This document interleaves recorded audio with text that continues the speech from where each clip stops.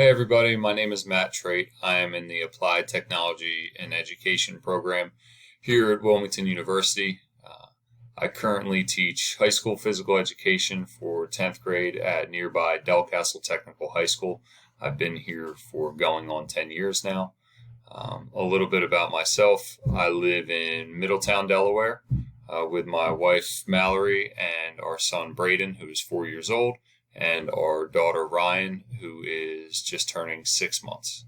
Outside of spending time with my family, I coach college baseball at nearby Goldie Beacom College.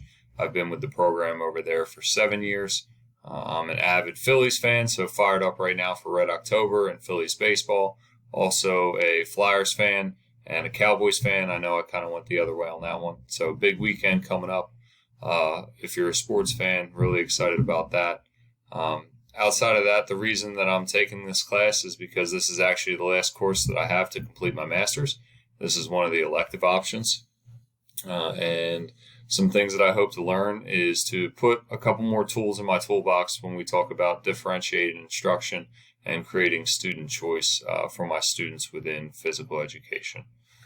Looking forward to learning with and from you the last block of this fall, and hope everybody has had a successful block one. Thank you.